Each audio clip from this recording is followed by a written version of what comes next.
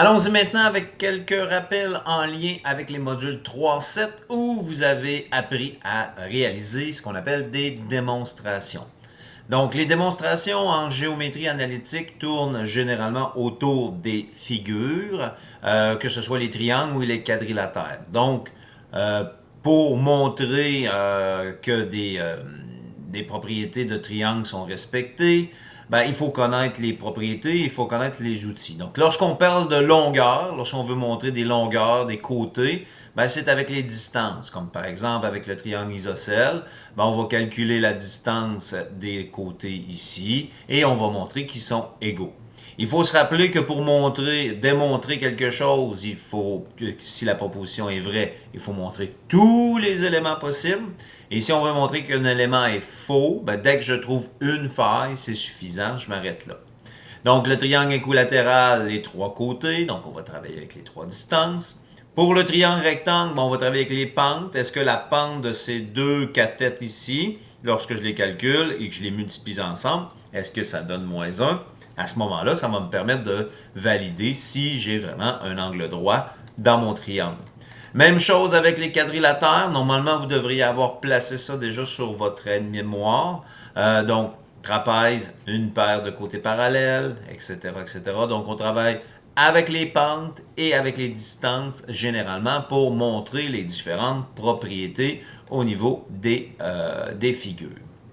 Euh, pour ce qui est des angles, donc dans certains cas, je vais faire un petit retour en arrière. Désolé si je vous étourdis. On a appris aussi à faire des démonstrations au niveau des triangles, donc ce qu'on appelle les fameux cas de triangle, les possibilités qu'on a pour démontrer que des triangles sont isométriques et les possibilités qu'on a pour montrer que les triangles sont semblables. Des triangles isométriques, c'est des triangles identiques. Des triangles semblables, c'est des triangles sur lesquels on a fait un agrandissement ou une réduction.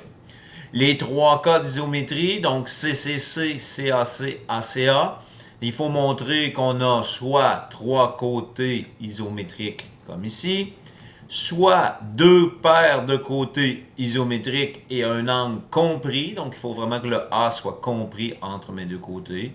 Comme par exemple le 5 ici, l'angle ici, le 4. Le 5, l'angle ici, le 4. L'angle, on n'est pas obligé de connaître sa mesure nécessairement, mais il faut savoir qu'elle est égale. Donc, parfois, on n'est pas capable de savoir sa mesure au degré particulier, mais on peut démontrer qu'ils sont égaux. On parlera des angles tout à l'heure, là, j'allais aborder la question. Au niveau du ACA, ben, même chose, il faut que le côté, la paire de côtés isométriques, donc par exemple le 4 et le 4 ici, soit compris entre des angles de même mesure. Donc les angles ici aux extrémités de mon côté de 4, ce serait un bon exemple. Donc ça, c'est les trois cas. Donc on affirme et puis on justifie toujours pourquoi on peut affirmer que ces mesures-là soient égales ou de même mesure. Au niveau de la similitude, ben, on a CCC, CAC et AA. Cette fois-ci, on ne cherche pas des côtés qui sont égaux, mais on cherche des côtés qui sont dans les mêmes proportions. Exemple ici, 5, 10, ben, on voit qu'on a fait x2. Ici, x2 et puis x2, donc proportionnel. Donc, quand on fait le rapport, est-ce que ça donne toujours la même réponse? Côté angle côté, on cherche des côtés proportionnels, donc deux paires de côtés proportionnels et un angle compris. Donc par exemple, cet angle-là ici serait de même mesure et les côtés proportionnels seraient 10, 8 et 5, 4. Donc x2, x2 ou divisé par 2, là, selon l'ordre dans lequel vous regardez votre proportion. Et finalement, AA, dès que j'ai deux angles égaux, ben à ce moment-là, deux paires d'angles égaux, des angles homologues, à ce moment-là, j'ai des triangles qui sont automatiquement semblables et on peut établir le rapport à partir des côtés. Donc ça, c'est mes trois cas. Au niveau des angles, ben, on a certains outils, on se rappelle. Donc parfois, on peut utiliser le fait que des angles sont opposés par le sommet pour montrer qu'ils sont égaux. Donc, on ne connaît pas nécessairement leur valeur, mais le fait qu'ils soient opposés par le sommet, ils sont égaux.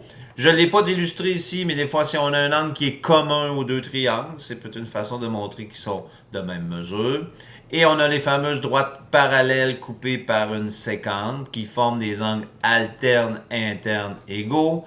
des angles alternes externes égaux, puis des angles correspondants égaux. Donc, ça peut être des stratégies, donc des propriétés des angles qu'on peut utiliser pour démontrer qu'elles sont de même mesure.